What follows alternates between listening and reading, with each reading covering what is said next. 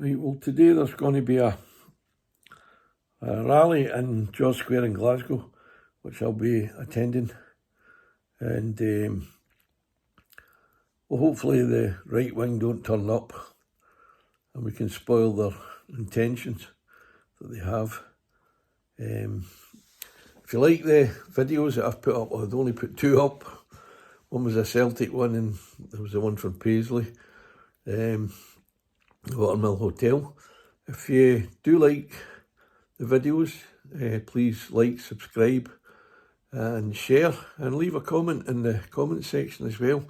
Be nice to read your comments, however positive or negative they might be, but I will read them. So let's go. So we are at George Square, 45 minutes before the rally kicks off. You see it's just full of people sitting about, enjoying the lovely Scottish weather. So I'm going to go get myself a wee coffee and then I'll head back over.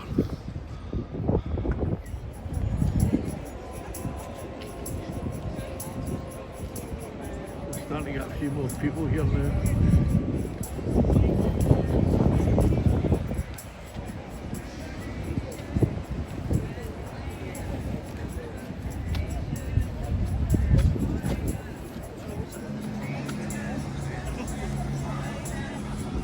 If I get time, I'll try and nip across to Johnston, because there's a rally on there as well.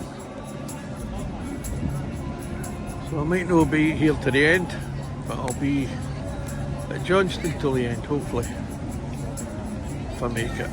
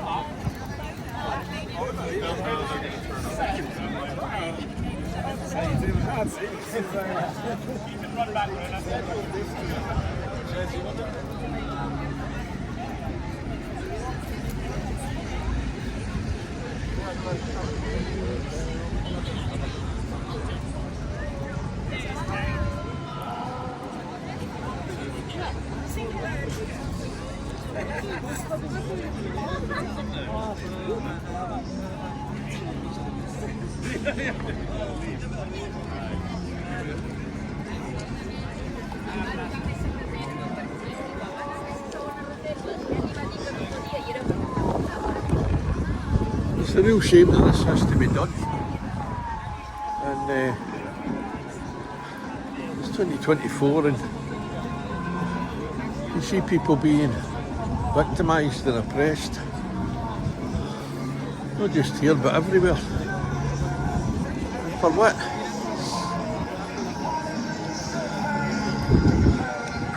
There's some idiot thinks that because of the colour of your skin you're worth less than they are. And then you hear this morning, just heard in the news, 90 to 100 people killed in Gaza. The Israelis hit a school with a missile. What is going on in this world?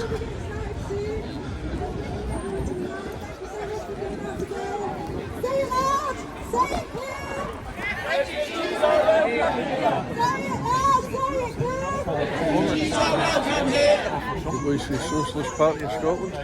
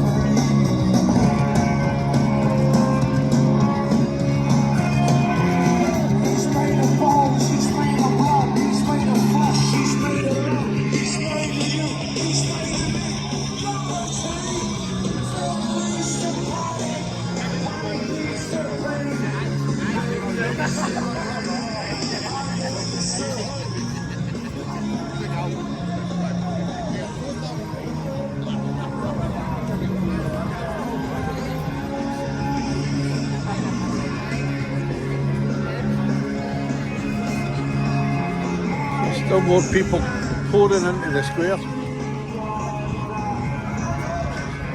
Some of them are tourists, some of them are on tours. A lot of them are coming to this wee rally here.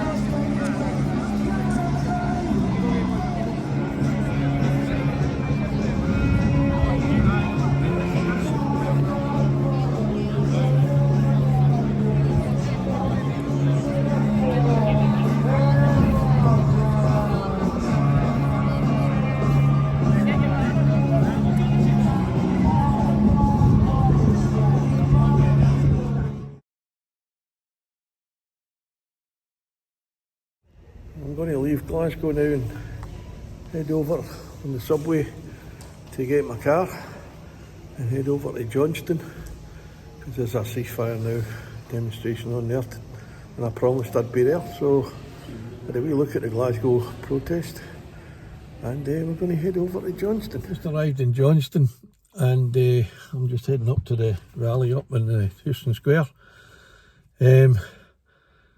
As some people, well, most of you will have known by now about the attack on the school in Gaza City.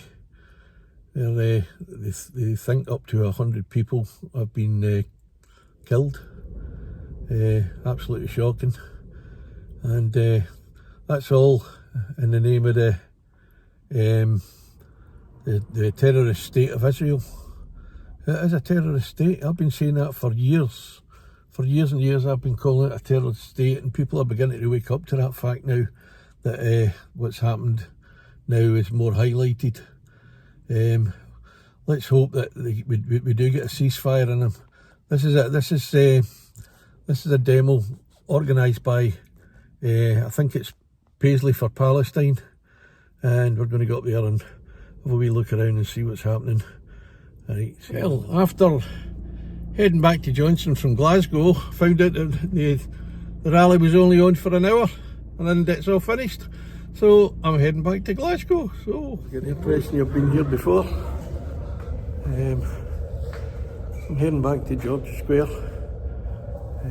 Hopefully things will be sort of a bit lively down there. And I don't mean lively in a bad way, I mean people there all communicating, talking, making friends. So we'll see you in a wee minute.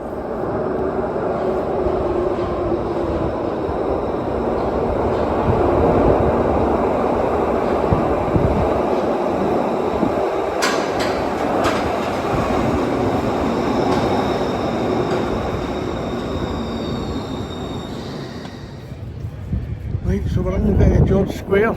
It seems to have finished. Someone's been trying to be in two places at once. You miss it all.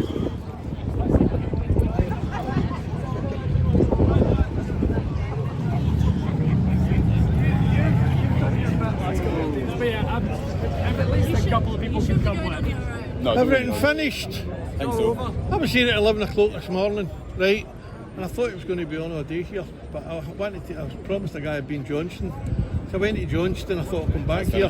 Went to Johnston, it's finished. I was in Johnston. Were you? I've came here back, I've come back here and it's finished. Well, Missed it all. there's a rally at Buchanan Steps. Is there? Yeah. I'll be going there, thanks very much. Right, see you later, all the best. Well, there's a rally at Buchanan Steps.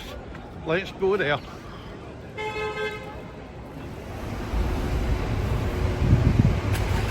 We're heading to Buchanan Steps. Apparently there's a wee demo going on there.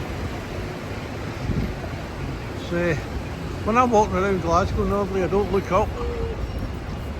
There's some beautiful architecture that We all knew existed, but we never look at it. It's nice to see it.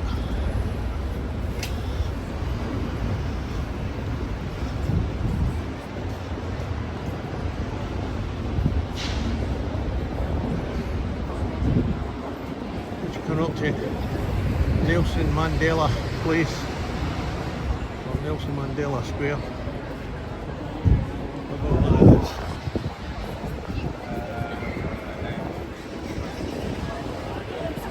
This is Buchanan Street. It's one of the main shopping centres if you don't know Glasgow.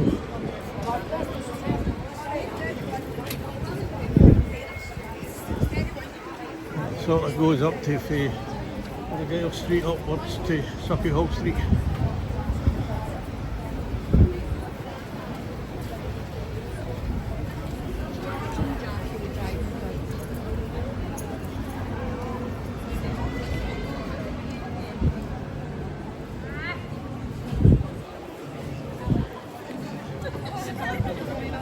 She's always like that. When you look around Glasgow, people from all different nationalities, all different genders and subgenders, and it makes the place more interesting for me.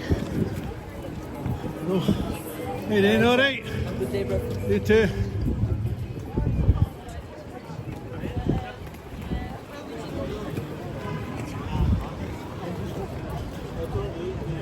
See up in the distance, there's Palestinian flags up there.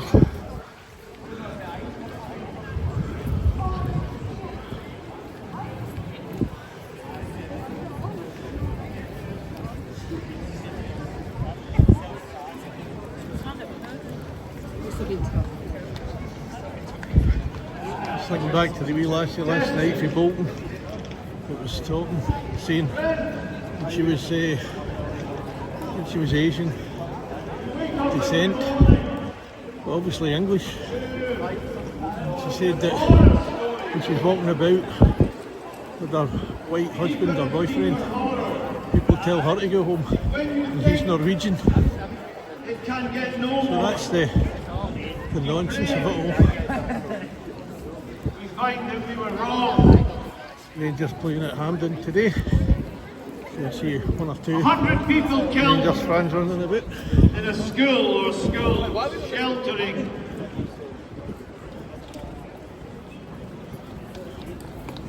And the Guardian newspaper today reports, yes, between 60 and 100 people killed, children in schools. Israel says they were attacking a Hamas command and control centre. End of headline. What's happening in Palestine is disgraceful, horrible. We're running out of language. In the 10th month, we really are running out of language to describe the deep horror that we need to discuss and talk about. But the British press is another horror. And the Guardian, the liberal press, they may as well have said Israel killed 100 people in a school and it was justified.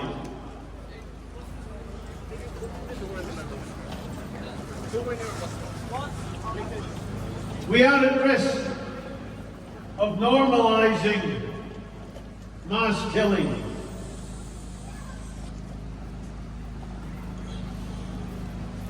We still debate in the British press whether what is happening in Gaza is genocide or not. Many people can be lined up to say it's not genocide. Getting unfortunate rule, but not genocide. If this is not genocide, the word has no meaning. And we have to ask why. Why is the Scottish government unable to call this genocide? We know they're better than Starmer, but that's not a great call. We know that Starmer openly supported the genocide, and the Scottish Government, to its credit, did not. But they still must name the genocide. They have to say it for what it is. They have to stop being afraid of Washington, because they are afraid to say genocide, because when you say genocide, certain things must follow, like action, determined action to bring it to a halt. It's incumbent upon every government to take action, every action within its ability to bring the genocide to an end. And that's why you have to pile on pressure to the Scottish Government to name the genocide. Name it! Name it! Name it! And we have to force them to name it.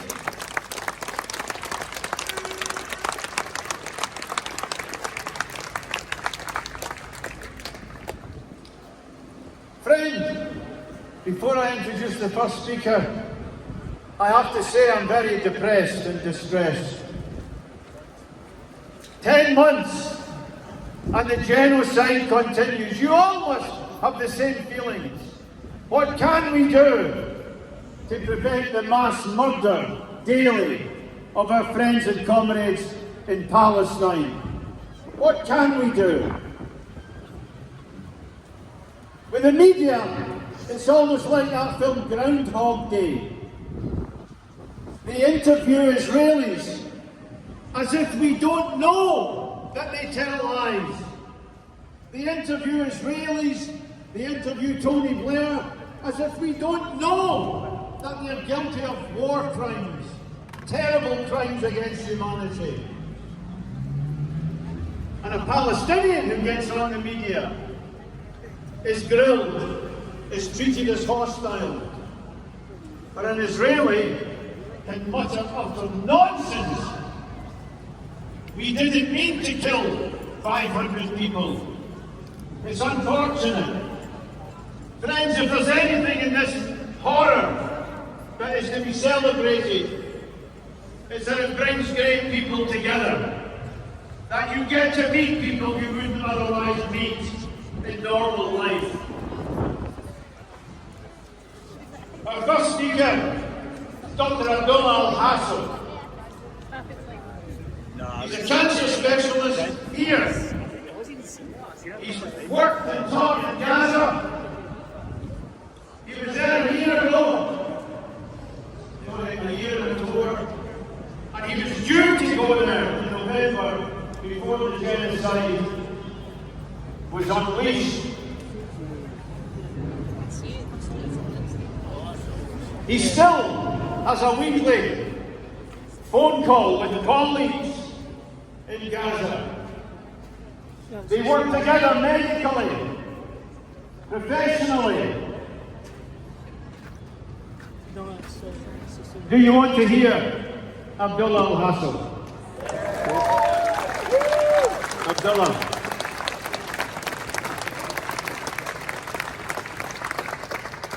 Good afternoon, everybody, and Assalamu alaikum. Thank you, Mick, for your kind introduction and for asking me to speak today. It is an honor to stand here with you and to stand shoulder to shoulder with our friends in Palestine in support for their rights, for their fight for freedom and justice. For some, they may call today as day 309 of genocide. I call it 76 years of genocide.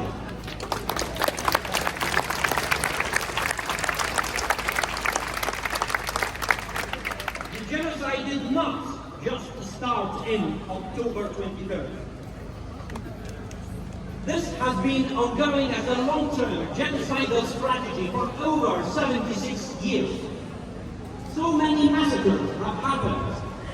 Some of you may remember names and black points in history like Deir Yassin, Bandura, Kafr Qasim, Fatah al-Shatila, and the list of crimes goes on, and it's endless.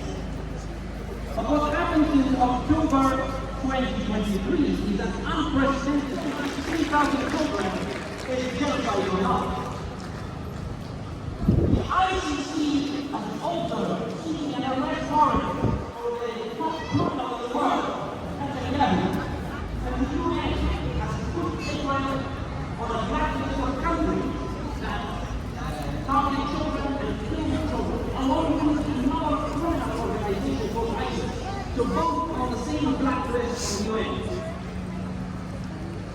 And on the 19th of July, the ICJ issues another very clear, unambiguous, powerful statement that Israeli occupation of Palestine is unlawful, is illegal. So I ask the world, what else do you need to condemn the Israeli actions? What else does Keir Starmer and the UK government want to condemn this genocide, to stop it, and to stop arming Israel?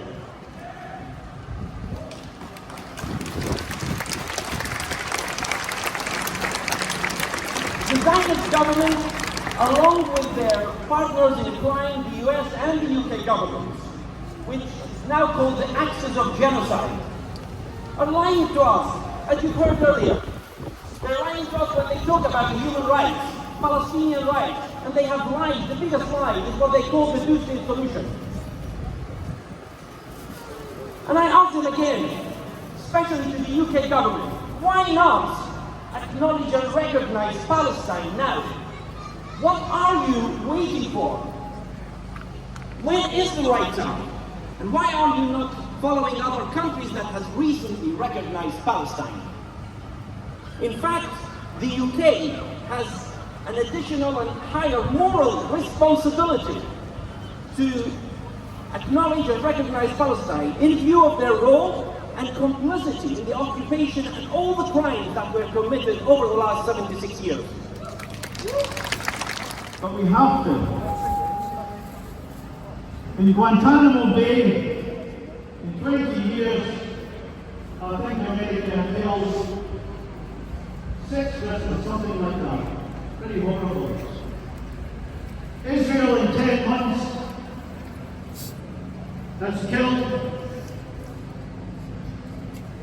60 Palestinians in detention. 60 Palestinians have been tortured to death. Tortured to death. How many were tortured but did not die? The depravity is difficult to absorb and to dedicate ourselves to fight, because nobody else is fighting this. A few years ago, there was a petition from doctors. Probably Abdullah didn't even sign it because he didn't know. But doctors signed a petition internationally to make sure the head of the Israeli Medical Association could not become head of the World Medical Association, which he was running for. Because it was well established that Israeli doctors are used to make sure torture patients do not die, but can be got ready for the next torture session. And I would argue with some of those doctors, and mind you, 700 doctors signing a petition. I've got 6 doctors in my practice. All of us here are doctors. All of us here can approach doctors to sign a letter. If it's important for doctors to sign it, we can get doctors. We don't need silos, we don't need hospitals. We all have to work together. Full spectrum against Israeli genocide and Israeli apartheid. And the doctors need to contribute, even if we're not doctors.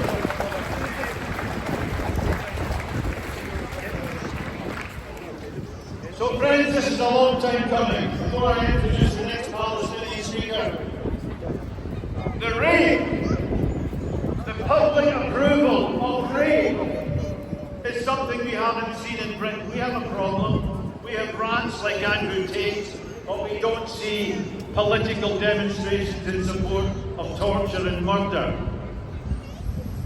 But this has been known in Israel for a long time. The man who is still the chief spiritual guide of the Israeli army, the chief military rabbi, is a man called Eyal Karim. And some years ago, he spoke to a rabbinical student and he endorsed rape. He endorsed rape. It was headline news in Israel. He endorsed the rape, quote, of comely Gentile women, unquote, if it preserves the morale of the soldiers. The barbarism of Israel is not new. The level is new. But the savagery and barbarism of Israel has been going on since 1948, and the Palestinians know this, and we have to share this information. Friends, Mohammed Al-Shwafa is a Palestinian lecturer here in Glasgow.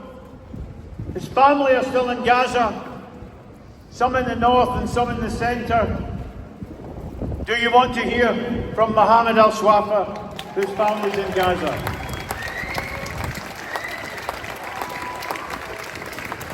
Glasgow, I know I have not spoken for you for so long. I remember the last time I stood here to speak was actually in February. But today I'm telling you why it's very difficult and very hard for me to come and speak. When they invited me to speak, I said, what do you want me to speak about? They said, don't speak about politics, just tell us about your family. So I'm here coming to tell you about my family and how my family now lives in Gaza and why I no longer speak about it.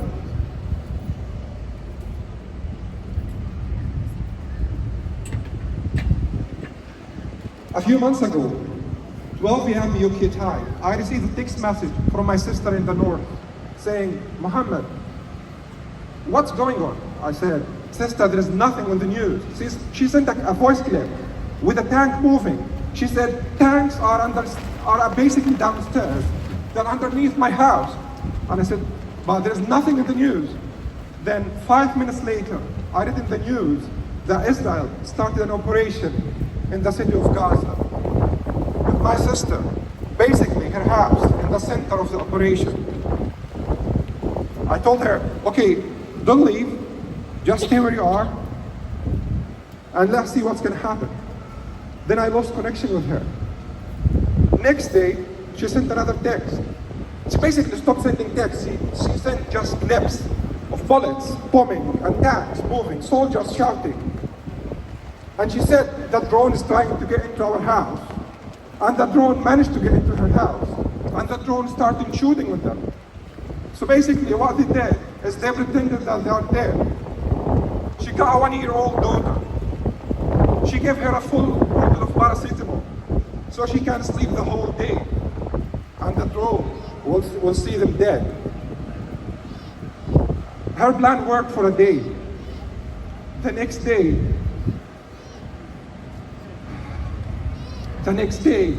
basically, the tank moved away from her house.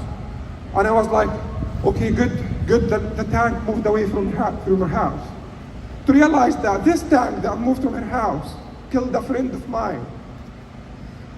That friend got 3 bullets in his chest, and he spent the whole night bleeding between his kids, and he passed away the day after. Shocking stories. In real life.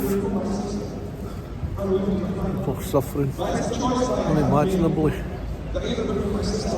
Anyway, we don't hear a lot of it in the news, but there is torture beyond belief going on, committed by Israeli soldiers. Torturing people in unimaginable ways. There's one that sticks in my mind, and I really don't want to share it with you because you will never get it out of your mind. Because it's in my mind every day. I keep thinking about that poor guy that went through that. That's why these rallies and protests mean something, because people need to be aware.